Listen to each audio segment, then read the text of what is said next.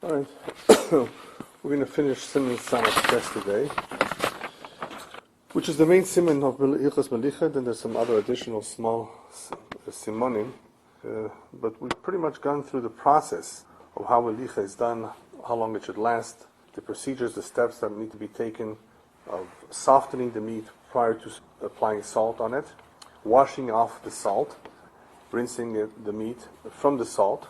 That's a very important step because, as we explained, and we will encounter some of those details in the following series, that salt does contain some blood, and because of that, it has to be rinsed off.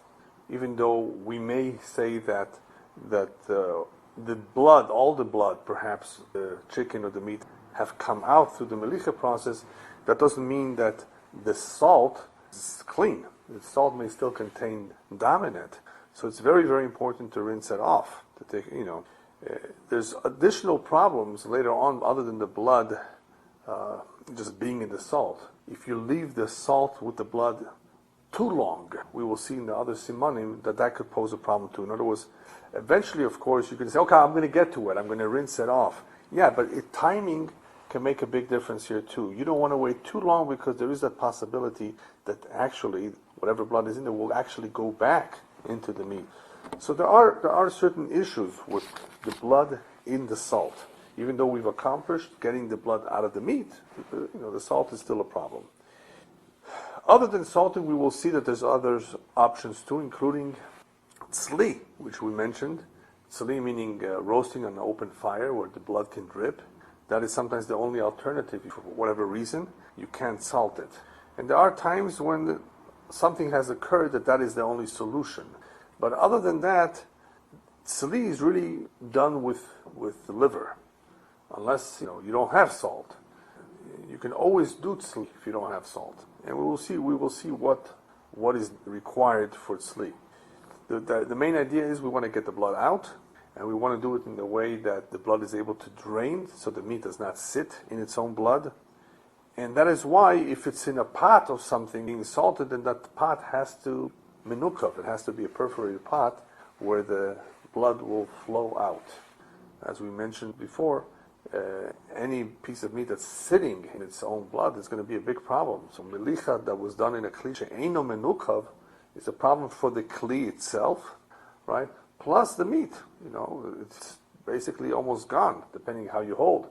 Is the portion in the tzir gone only, or there's a portion above the tzir? But it's definitely a problem. If it sat long enough, of course, that there was some already accumulation of that blood. However, kli she'eino menukav, even though there might be a little bit of a blood here, blood there, in the nooks and crannies, right, of the pot, it's okay, because somehow the meat will not be sitting on it. You don't have the same pressure being applied to the meat. The blood is able to flow and not stay in one place. So that does not pose a problem, even though it didn't drain off 100%. There's still a little bit left over. That's okay. That's not a big problem. If it's not a pot, obviously we always are strict that it should be not on a flat surface, that it should be on a slanted surface where it could easily flow. A problem occurs, however, with accumulated, let's call it juices, after the melicha was completed. Let's say you did it for an hour. You didn't do it for 20 minutes. Like it says, at the very least. You did it like the Ramah, full hour.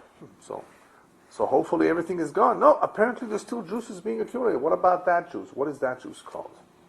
So we said that the juice has a name. It's called mohel. Well, if that's all it would be, it wouldn't pose a problem.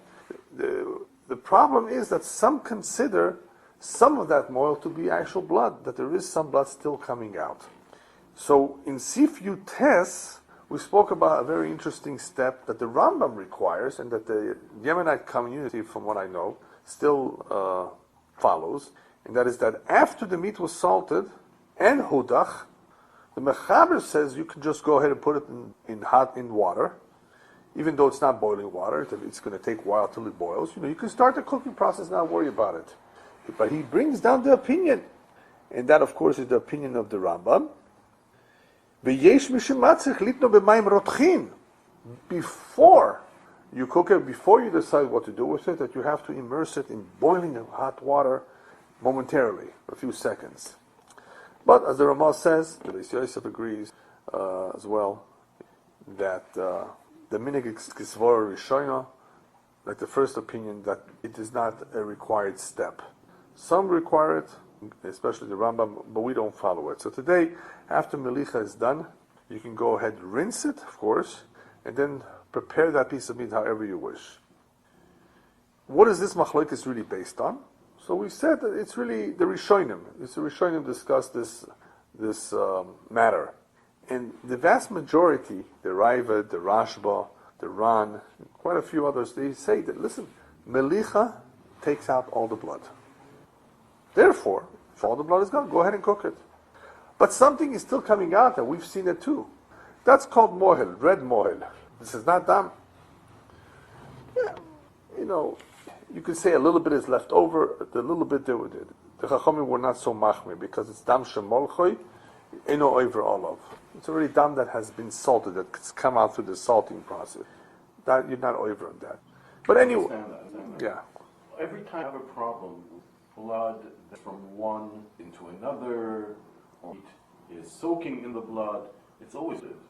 Yeah, it's still asr midrabanan. Even though it's not, it's asr midrabanan. Why would we all of a sudden under these circumstances? Because that's if you assume there's a little bit left. Even then, the Chachamim, the Ran explains, the Chachamim were not going to be so strict. They weren't goizer on that. Yeah, a little bit is probably also batal. That was another explanation given. Rambam holds that Melicha does not take out all the blood, and that's why he requires chalita, as it's called chalita. Which is, how would you translate chalita in English? Another word for boiling, singeing. More like singeing because it dries that up, right? Right. But it's a form of hot,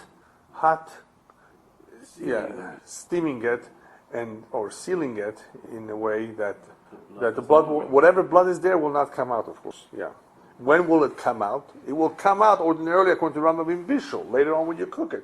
But by sealing it with this hot water, immediately hot water, it's like frozen in place. It's frozen in place, yeah. Apparently that's what it does. Because when we cook, we don't immediately put it into boiling water. We let it boil. It takes a few minutes until it boils. It starts boiling. Yeah, right. So here, by immediately putting it into hot water, it's like, have you ever fried something? If the oil is already very, very, very hot, you put anything in there and you hear it. Sizzles. It sizzles.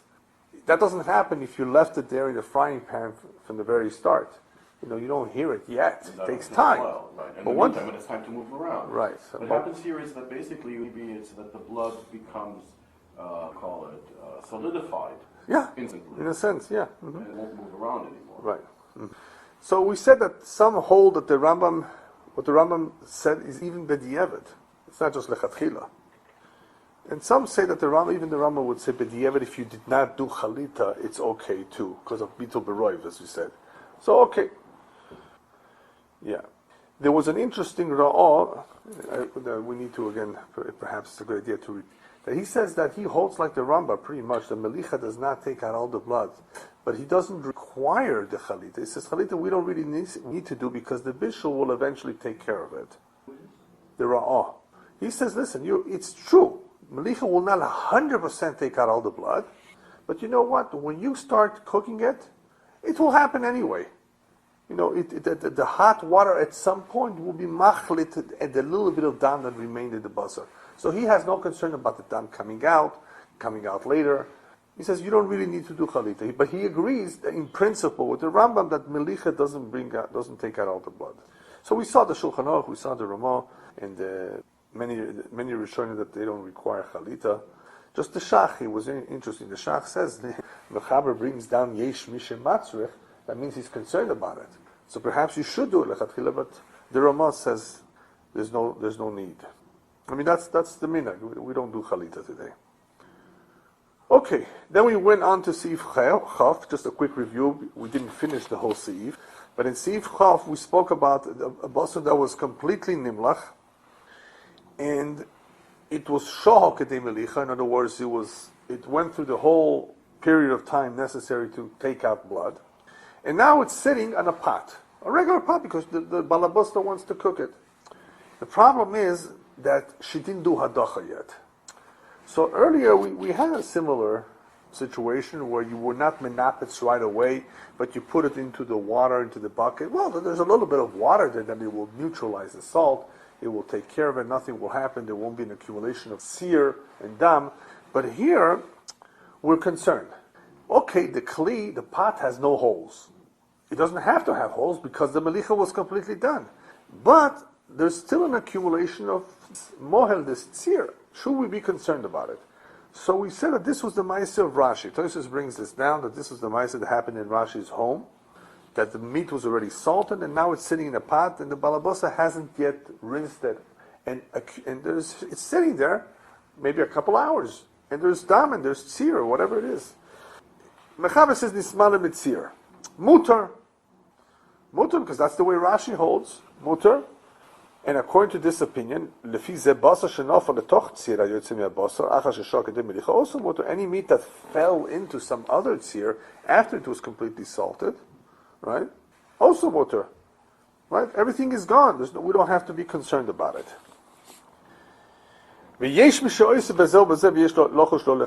There are some that are concerned about this, and one should take precautionary measures that this should not happen, lechatchila, meaning that the piece of meat should not be sitting in a pot even after it was completely salted, because we're concerned that that which accumulates there may contain some blood. I mean, isn't that, otherwise, what is the exact source of that concern? The Mechaber says, yesh mi she'oiser, but he doesn't tell us the reasons. So for that, we need to go to see Tosfos. Tosfos brings down the case that the Rashi says it was mutter. And why is it mutter? Because the Pashup Shad, according to Rashi, is any juices that come out of the meat after the salting process is not considered blood. And what about the blood in the salt itself? So Tosfos gave two reasons. Either the blood dries up, or after the time that the salt was applied to the meat and it did its job, that salt no longer has any koach to be mavliya back to reabsorb the blood, whatever blood is still there in the salt, back into the meat. Either way. And that's why it would be mutter and it wouldn't be a concern. Ritva says Rashi didn't allow this only b'di'evet. Alright. Anyway, Tosfos at the very end in conclusion says that the minhag has been not to be lenient in this, but to aser it, not to allow for this to accumulate. The Rosh and the Ravya hold like Rashi.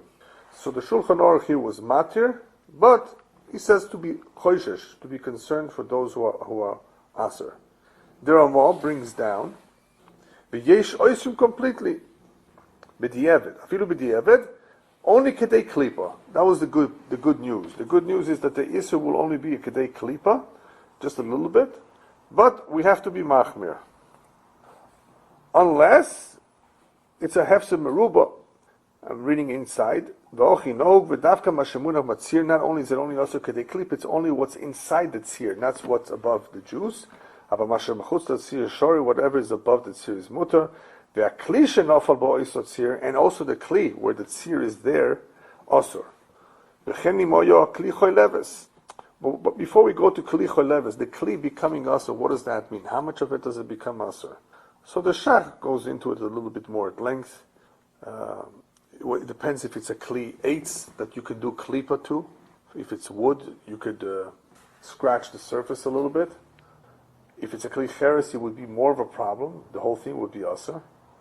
So that's already more of a question. How much of the kli, need to be concerned about, or what do you do if it does become asur? Can you just do hagala to it? Well, it depends what it's from, what it's made from. But if this is a milchik kli and it still has food residue at the bottom, asur basar, the meat will become asur.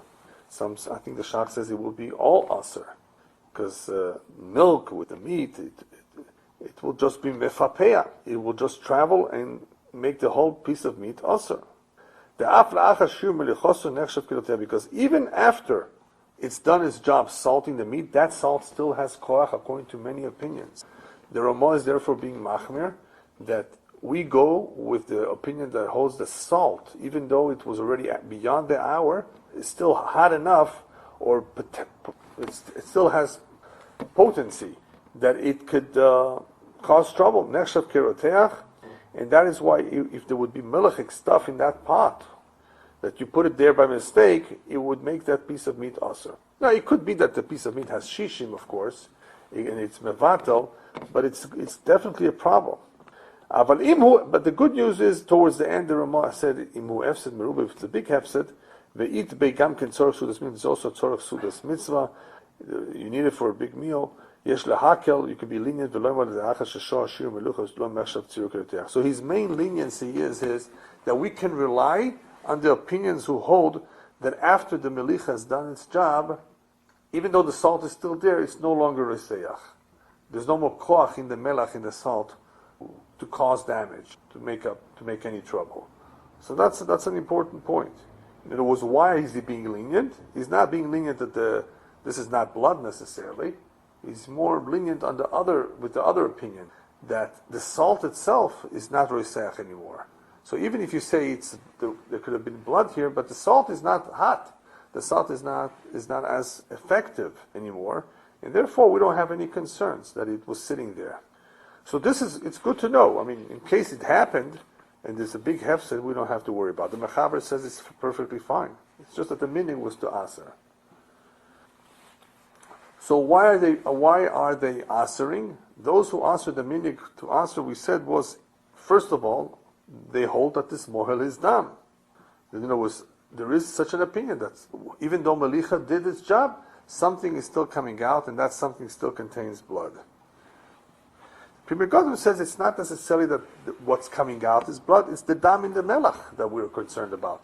In other words, you don't have to hold like that other opinion that says there's still dam coming out. Even in the salt there's dam, so even that is a concern. And they would hold that this dam is not dried up. It could still be reabsorbed into the meat. So these other opinions that are strict are all in agreement that the melach is still hot. Otherwise, who cares if there's blood? Who cares if it's really blood coming out? The melach lost, once you say the melach lost its power, all of this doesn't make a difference. So they must also agree, besides whether there's blood in the salt or whether there's blood in the juice, they also have to agree that the melach, at least in lechatchila, did not lose its koach, and that's why it's a problem. Okay, according to this opinion, then why don't you need a chalita? According to those who say, well, there may be some blood still coming out and blood being accumulated, then why don't you say like the Rambam said, and then go ahead and make chalita? Yeah. Apparently, there is an opinion that holds, and we've talked about it several times, once you do hadacha somehow is able to seal the nikovim, is able to seal the pores, a piece of meat, and then you don't really have an issue of any dam coming out.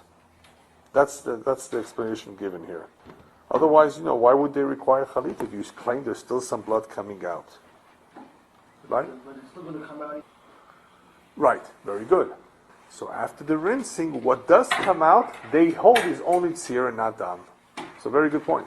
Because even after you do hadacha, something is still coming out. But that something is no longer dam, they say. Somehow the pores are sealed for the blood, but not sealed for other juices. I guess so. I guess the different consistency. Some of it is... Yeah, could be. It's interesting. Yeah. So very good point. So even after you washed it, something comes up, but that's something everybody would agree apparently is not blood. Whatever was there that was blood was already sealed or will not move because of the hadacha. How can they make that mistake? It could be that they experimented and they said, well, let's take a look at the makeup of this liquid.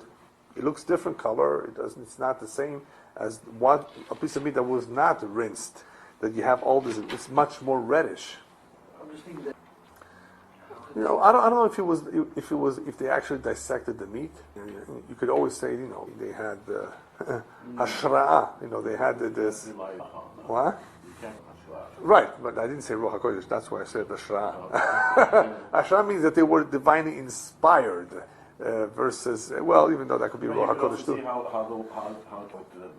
it behaves under the heat. Certainly, Does it dry up? How does it dry up? Yeah. Does it look like raw? Yeah, I'm sure some people, some rabbis, some people had the time to experiment. They smell. Yeah, There's a much sense of smell. What's the cold water seals? How about the hot water that the taint is in the hot water? Yeah, so the chalita, yeah. So apparently the hot boiling water is even more powerful than the cold, Right. because that has the ability not only to seal, but anything from continuing to come out, but to actually, like Ilan said before, you weren't here, to freeze any blood inside.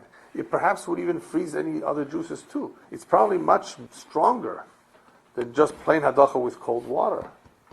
In other words, they apparently have seen this. Somebody took it. It could have happened even by mistake. Somebody put hot water. Oh, they took it out, right?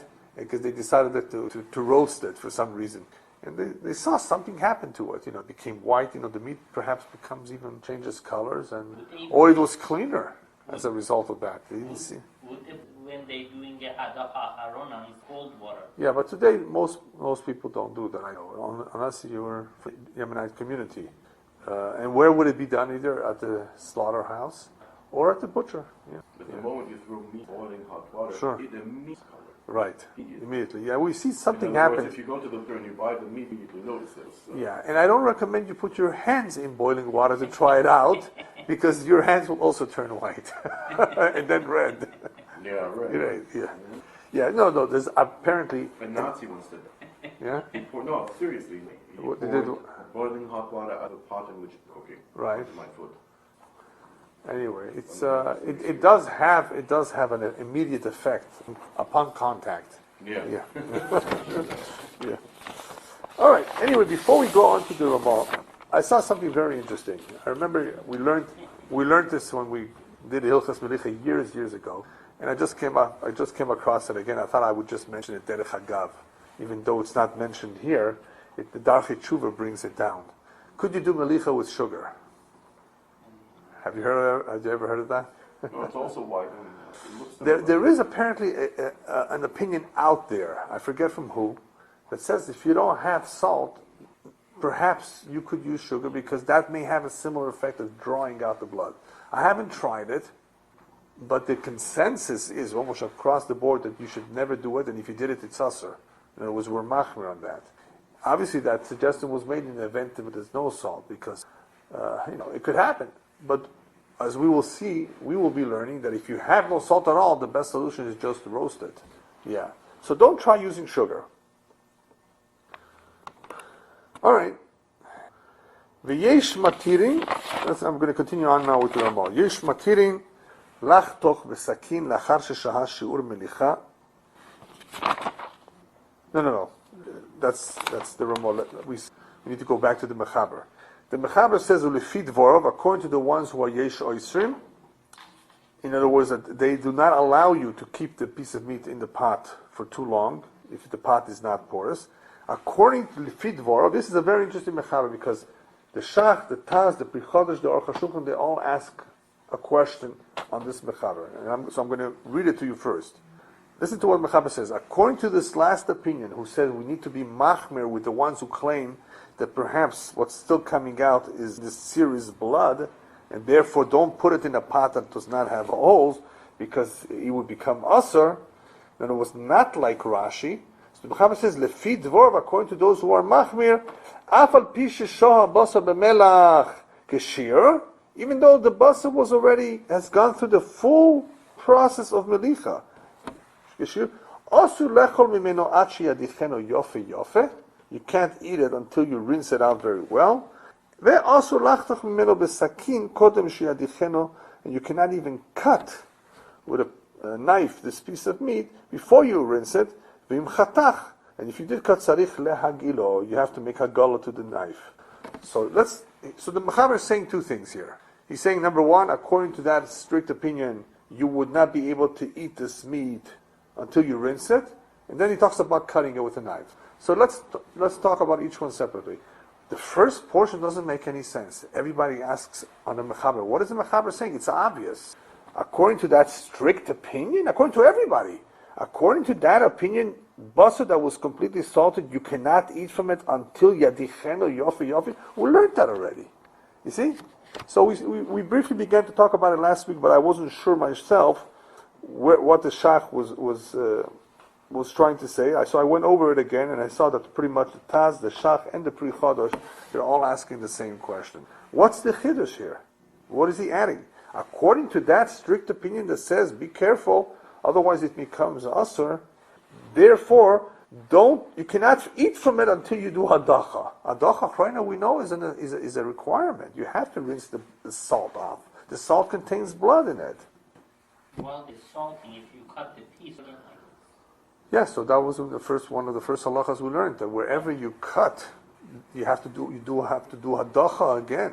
And then you would need to salt that spot again because you did hadacha. would that be minimum? 20 minutes, approximately. Yeah. The melicha should be done. The minhag is to do an hour, give or take. Yeah. So yeah. So we will see that soon. What you brought up, we will see again. But you understand the question? It's a very normal thing to ask here. So the Shach and Taz, pretty much, and I think maybe even the Pri Chodosh, they want to say an answer which is a little bit dochak. The Aruch HaShulchan said it's pushing it. Because if you're reading too much into the Mechaber. And they say like this, what the Mechaber means to say is, according to that opinion that is strict, any meat that, even though it was fully salted, you can't eat from it until you do hadacha right away. As opposed to what? As opposed to not waiting many hours till you do hadacha. Why? Because if you wait several hours to do hadacha, we will see later on in another Siman that the blood that's in the salt can go back inside. Yeah, but the Mechaber didn't say hours. He didn't make that distinction. So, in other words, Mechaber says, I don't have that problem because I hold like Rashi, there's no dam coming out after the Melicha. But according to that opinion, you wouldn't be able to eat from it until you do immediately hadacha. So I agree. It's a little bit pushing it. The Mechaber is not really saying that. So what could it be? Aruch HaShulchan says like this. Aruch HaShulchan says the Mechaber is not really saying any chidush. The only reason he said what he said is because of the last statement he makes in this. And that is that you can't either cut from it. You can't either cut before you do halacha, because otherwise you have blood. You still have blood, and if you cut, you're going to have a problem.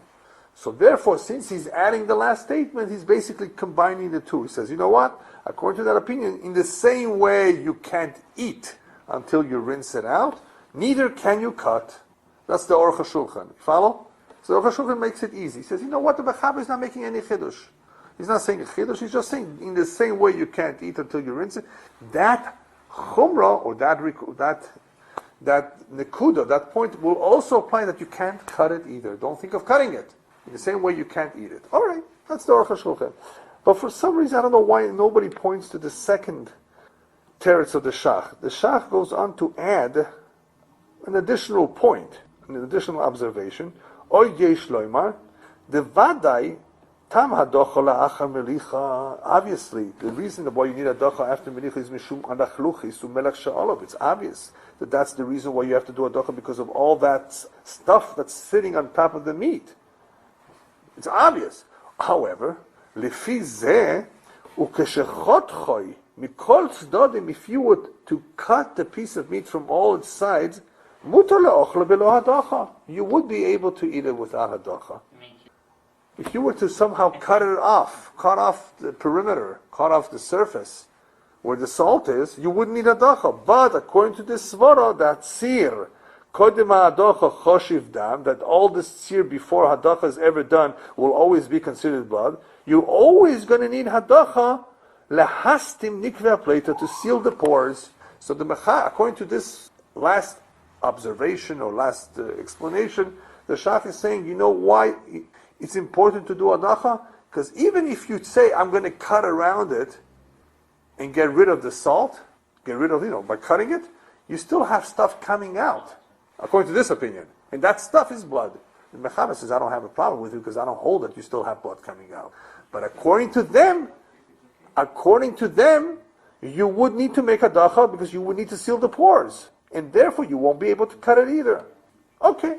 Anyway, so that's basically how we can understand the Mechaber, either like the Shach and Taz say, like the Aruch HaShulchan says, or based on what he says towards the end here, that hadacha, we need hadacha regardless because you need to seal the pores. All right. The Ramah continues on. Yeah. What is that? Is it okay for the blood to be trapped, the blood out? Not superficial blood. The salt is actually very, very effective in drawing out just about all the blood. Just about. Maybe not all, like the Rambam says, but just about all. Otherwise, otherwise we wouldn't be able to have meat. Right, but when you cut it and we worry for in a little bit deeper tissue of the meat. Yeah, but that's considered a juice. In other words, anything that comes out later, and sometimes when you buy a meat that's packaged, you can see it on the carton. You see a little bit of red juice. It's juice, it's not blood. There is always going to be some juice, and that's what they say here. There's always something coming out, unless you really seal the pores well. But what is that? So some say it does contain some blood, and some say if the melicha was done properly, all that is mohel, juice. It's not forbidden. I wouldn't recommend that you drink it, but Why not? Maris, You hold it, what's the because of problem? Maris Ayin. If you have Then you can do it privately. no anything that's also because of Maris Ayin, you can't even do it privately, right? So therefore, if you have your blood on a piece of apple, you see it, you have to rinse it off. But if you're eating it and you're bleeding, you don't have to worry about it. Inside, you don't have to worry about it. Not only because of that. No, first of all, it's not. First of all, it's not usher. It's not even usher. Even human blood is not usher in that sense, right? But once it's out, That's what it's because it's more. it's muas also. Yeah. But you always have that issue of Maris Ayin too when the blood is, even though it's not completely usher, if it's sitting in a cup, it's different. Like the blood of fish, which is not a problem. Fish scales. Yeah. Mm-hmm. All right. Now, didn't we that once you have salted meat, you're not allowed to cut it again before you cook it? Salted meat, you're not allowed to cut it again? Once you salt Only it? one in the midst of being salted. Oh, while it's being salted. After it's been salted? Cut it? Yeah.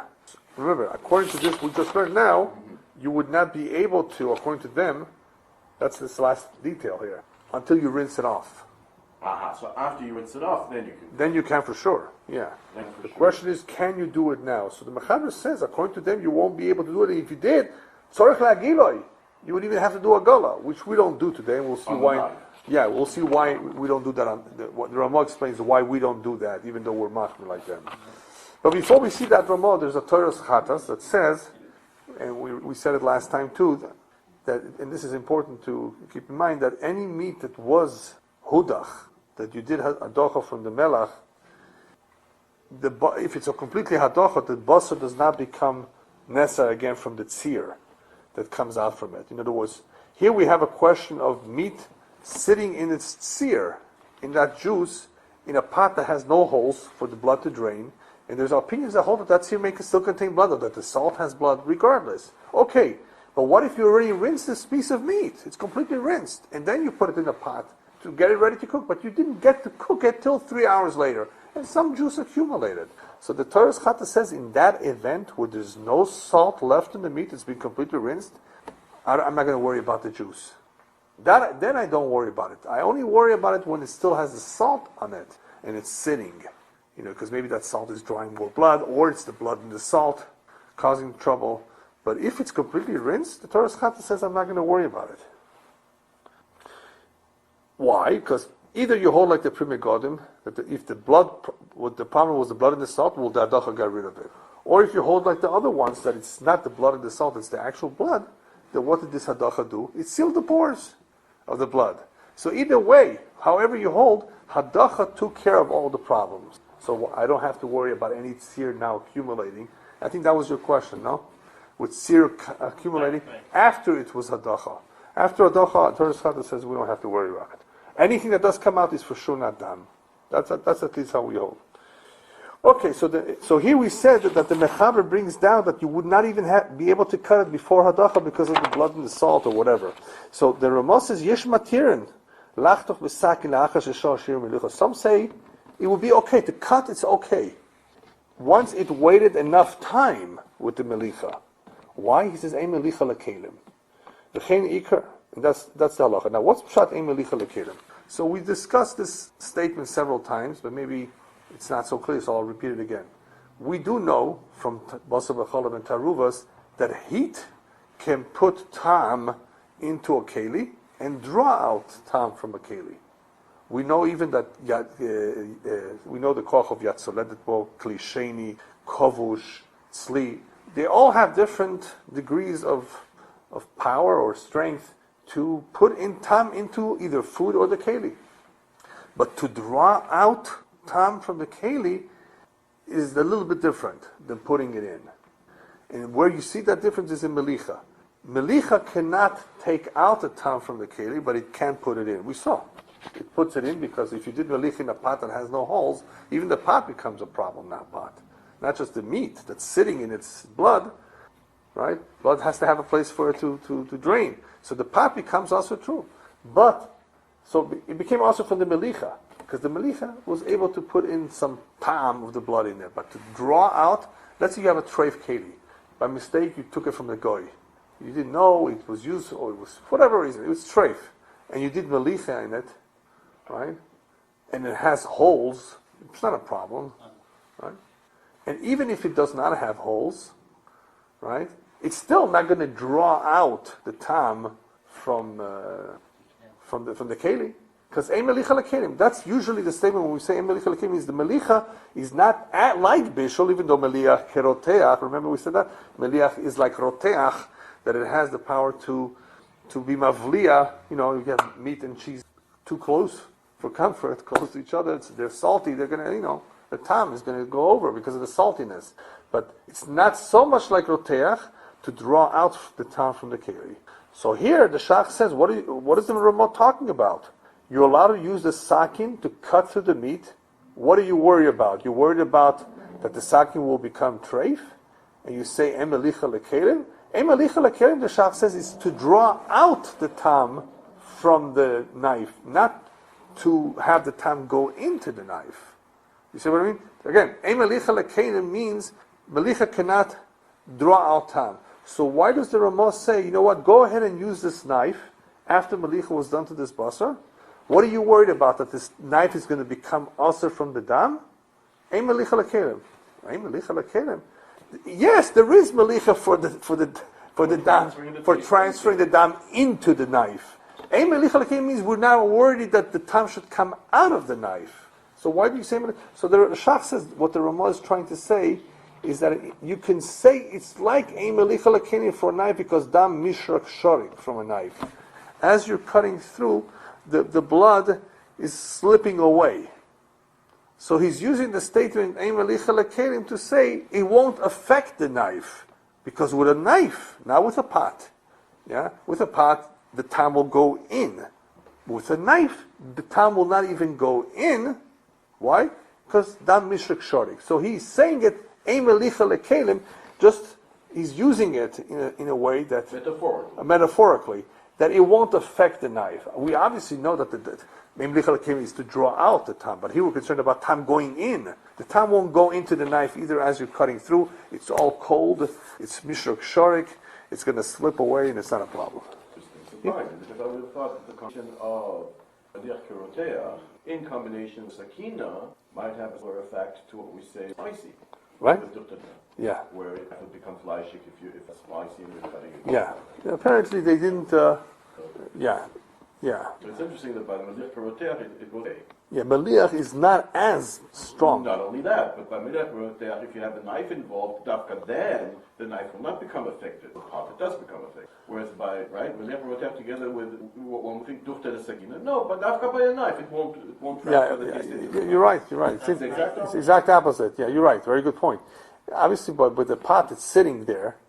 Over time, it probably goes in. Here, as you're just cutting it, it's a. Dafka by the knife, it doesn't go in. It doesn't go in. There, dafka because of the pressure of the knife, dafka it will go. It will go in. Yeah. That's Machle l'shvach. Yeah. If you have spice, if you have an onion together that's with. With heat, not with salt. Yeah. Machle l'shvach you don't see with heat. No, and that's by tunos and tam of gam. You say. Yeah. Yeah. Machle l'shvach. Yeah. That's what he was talking about. Yeah, so it's a combination of duchka de sakina and spicy stuff, or even without. Yeah, because remember, when you don't have something spicy or hot like an onion, or you have duchka de sakina and it's cold, it's a dacha be'alma. You don't have to worry about it. Right. So here too, we're going to see that point about a dacha in a minute.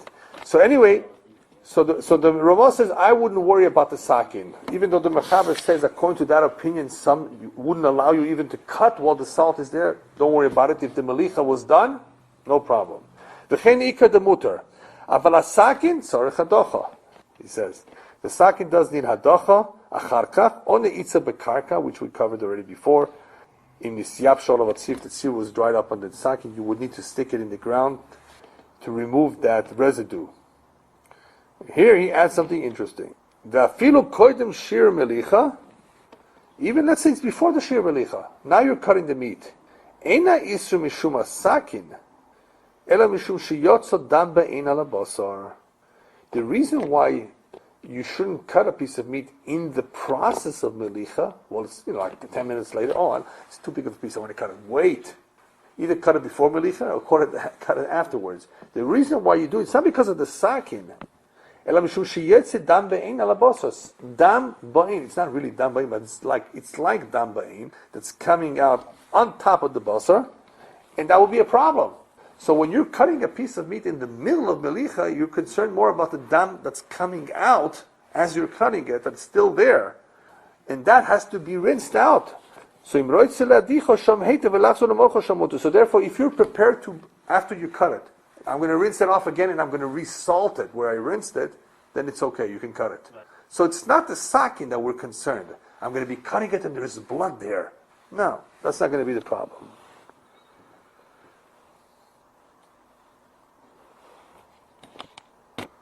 Right? Anyway, the Nekudas HaKesef, I think, is asking your question here on the Taz. The Taz says, I don't understand. It looks like the Ramah says it's mutter, sakin, even in the middle of melicha, because dam mishuk shori. Because the gabe kli menukav gam ken mutter mitam zeh. Right? If the kli is menukav, right? If you salted a piece of meat in a kli menukav, mutter lecho b'afilu roiseyach. Right? You're allowed to eat later on something even hot in it. Because the kli is menukav, the blood drained. V'yesh oisrim beiroteach, v'yesh li zor lechatchilu b'di'evet mutar.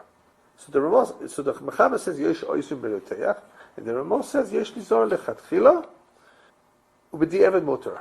So why? So the Taz asks on this Ramah, why over here he says, don't use anything hot in this pot that was menukav, lechatchilu. And here he says no problem with the knife. Isn't it the same? The knife, he says it's okay lechatchila. He's not even machmer. You follow? You see the Taz's question? He doesn't have an answer. Why over there the Ramah was asa lechatchila? It's a kli menukav. And here there's no problem with the sakin, even in the middle of the melicha. So the Nekudas HaKesef answers there is a difference. Shani hasum shenim lach mamash bekli. Over there you're actually salting it in the kli. That's different than a sakin, Sakin, you're not, you just cut through a piece of meat that is salted, but you're not, what? It's not holding. No, it's not like you actually salted a piece of meat on it. Right. I think that's pretty much what you were alluding to, right? Mm-hmm. So melicha in a kli is more chumr, there's more chumr than just a sakin, cutting through it, and not having to spend that much time cutting through. So the problem with cutting through a piece of meat is not really the knife so much that we're concerned. It's the dam ba'in that's coming out on top of the surface of the meat. If you're going to rinse it out and resalt it, then that's okay. All right. To finish up, Sif Chof. Ksheroitzim lasus meliach liskayam.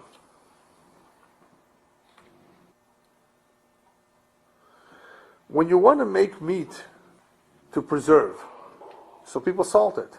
Have you ever seen salami? Yeah. Well, it's also smoked, yeah, right.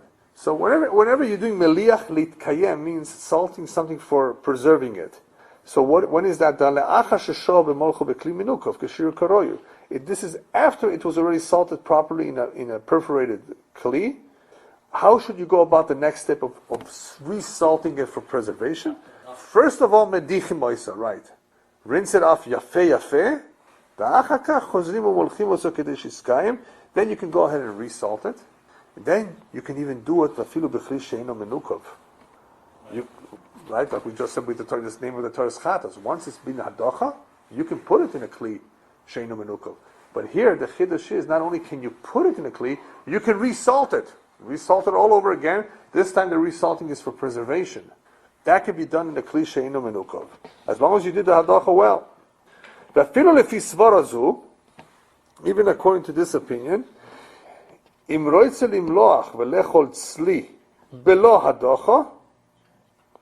let's say you want to limloach, to salt it, but you want to not cook it. You want to eat it tzli, without hadocha. You're taking it directly from the melicha to the fire, without hadocha. Oise, you can do it ve'eno choishesh ledam she'al hamelach. But there's dam on the melach. No, don't worry about it. If you're taking it right away to the fire, go ahead. Why? Sha'esh sho'avo. The fire will draw out all the blood that's in the melach. Umonea hamelach milivlo adam. And it will also prevent the melach from reabsorbing the blood that it has into the piece of meat again. When can you do this? Hanemile, that's only b'molcho maleo letzli. You salted it and you immediately go ahead and roast it. But if it's going to sit in the salt until you make up your mind what you want to do, a couple hours later, that's going to be a problem. If you take it right away after the hour of salting and you take it to the fire, fine. You don't even have to do hadacha. I don't know why somebody would not want to do hadacha then. Why you want such a salty piece of meat? You know the goyim can tell a kosher piece of meat from a non-kosher piece of meat because they claim that our meat is saltier than theirs. Even though hadacha was done to it, apparently there's still some saltiness left. Yeah, that's what I heard from several of them. When you're saying that, how long? Yeah, we will see that in the next Siman. Here, what? I would have thought they could tell it by the taste of the blood. It's the taste of the blood that gives it. That too. That I was told that with Wiener Schnitzel. In other words, with the hot dogs. Yeah, I was told that they can tell a kosher hot dog from a non-kosher because the non-kosher is still full of blood. The taste is different. And the garbage, the smell of it, you can say Also, the difference. right. But with meat, somebody actually said, it's a little saltier, and it was important to know for them. One of them really had a problem with having no salt. He couldn't have any salt. It's ad kedei kach. Not that it made that much of a difference, but they can somehow detect it. People who are fruit can't see problem. Yeah, but because it's not that much of a problem. Yeah, it's so little, it's so minute. But maybe sometimes I guess it's detectable. I can tell you one. I don't salt my meat. Sure. Yeah. I don't salt my meat. Taste of salt at all. I don't put any spices in. No spices? No spices at all. What honey? Yeah. I don't put any spices in. You must be Polish. No, it's not a question of Polish. My mother Sweet. had a health thing, so she never salted anything. Yeah. Didn't spices. So Yeah, right. Yeah. I'll put some The honey in the it, difference something between else. Hungarian and Polish gefilte fish. Huh? But by One the is way, spicier. But Yeah. the Yerushalmi is spicy. Yerushalmi is much more spicy. Yeah. Was it? Very spicy. Yeah. Until we got a Russian cook. First time we had the gefilte cook made, Right. nobody at the table. What It was was like candy. candy? It was like candy. It was Sweet. sweet. Yeah. And we were expecting the Yerushalmi, what we were using. Yeah. Sure. All right. So, Hane Mile, you can only do that the molcho marel etzli. You salted it and you immediately take it to the fire. But shobe molchoi. And the question is how much? Here he doesn't say. But the Meforshim explain if at the very least it sat in its salt for 1 hour, which is the amount of time that it takes to salt it to begin with, and it sits again an additional hour before hadacha, that's going to be a problem. So it's going to absorb the blood, v'nesar, as we will see later on, and it can become also the fichach. Therefore, madicha yofe, go ahead and just rinse it off, and then go ahead and roast it, and you can eat it. And as we will see later on, he says here in Siman Ayin Vav, what happens to meat that was salted and without hadacha, and it was roasted like that. All right, the last Seif Chof Aleph, in Siman Samachtes, The makor for this din is from the Or Zarua. The Tur discusses it, of course, too. B'makom she'en melach matzui, if you're ever in any place, if you happen to be in Burma for business, and somehow in Burma they don't have salt for your chicken that you just shechted, yitzlo basar, just, put up a barbecue, an open fire, because even though it's fires, you still have to have a place for the blood to drain. Unfortunately, a lot of women may not know this, and therefore they think they can broil it in their broiler of the stove, of the oven. No, because that's sitting. There's a fire on top, the broiler fire, but it's sitting and it's, what do you call that? Some of them, in the pan. but some of those pans in the Very good, very good. Some of those pans have holes, and it goes into a tray. Right. Very good. Then it may be okay. Yeah. Okay. Very good point. Yeah. So if there has to be a place for that blood to drain, and I guess they do that for the grease. The goyim didn't have it in mind for the blood, but for the grease. Yeah. Others use nets that are perforated, and then it works perfectly well. How do they use net? It's like a little net. It's made out of mesh wire. What do you do with it? Made out of fire. Yeah, those kinds. So they Like know. a basket. It's a basket to hold the piece, and you put it inside. And so anyway, the Taz here discusses this halacha and says and brings down that there's a machlokes here between the Ran and the Rashba in sli. How much sli do you have to do? The older Mechaber says if there's no salt, yitzlu abosor achi yozut kol doma, until all the blood has drained. Then if you want to cook it, by the way, you can after you did sli. But how much sli? He doesn't say. So in that there's a machlokes. So if you've learned Hilchos Shabbos, you may have come across, you may recall the concept of machol ben rusoi. Maybe the same amount. Well, not really, because you don't want to completely kill your piece of meat. It's already dead food. Yeah. It depends what you do. It depends how big it is, Takes an hour or two. Some things do require a lot. Actually, I was thinking of liver. When I was learning this halacha, I was thinking more about liver. But you're right. If it's meat, some meat requires a lot of time for it to really be well roasted. The basar of a shore, of a bull, takes a lot more time to cook. Are you familiar with a pressure cooker? Yeah. You can cook something in less time if you do it in a pressure cooker. But fire, I don't know if there's any quick way to make the fire work more intensely. If there is, you should tell the guys who did this on the last. Yes, how to do it faster. Yeah, I have to figure that out. How about with those, what the plumbers use? Blowtorch? A blowtorch. That might go a little They use fast. that for ashgacha, Right. Some ovens have been destroyed because of that. You have to be careful with the thermostat in the back. All right, so how much do you have to do tzli for? So there's a machlokes, and the Ran says, kemachal ben drusoi. In Hilchos Shabbos, you find this concept of machal ben drusoi, which is a partial cooking. Is it a third or is it a half? Recall? Yeah, Rambam and Yeah. Rashi. How much is machal ben drusoi? There was a thief that was always on the run, so he would never cook his food completely. Just the bare minimum, so it would be edible for him. That was called machal, the food of ben drusoi. So at least that it's edible. Machal ben drusoi. That's what the Ran says. Once it's a little bit edible, machal ben drusoi, about a third, right? At least a third, then it's fine. The Chazon Ish also had you measure that third half. Right. From the time you start the fire, or from the time it actually starts boiling. Yeah. Or how does it need to appear? Yeah. Here, and the Rosh here actually says like the Ran too, but the Rashba says that we go by once it's edible for roiv b'nei adam. It has to be edible for most people. It has to be very well roasted. It doesn't have to be completely, but it has to be not just machal ben drusoi. It has to be edible for most people. That would be called sli, that's gotten rid of the blood. Because think about it. I mean, all we want is the blood to come out. So maybe you don't need that much time. So there's a little bit of an unknown here. So the Taz over here says that because there's a little bit of an unknown element here, and the women are not really such experts in figuring out by when is all the blood drained, so the minhag is to roast it until it's pretty much dry. Dry meaning, as we say in Yiddish, durch and durch. It's completely thoroughly roasted. I think that's what he means. Yeah. Other than that, it could be that there's still a little bit of blood left.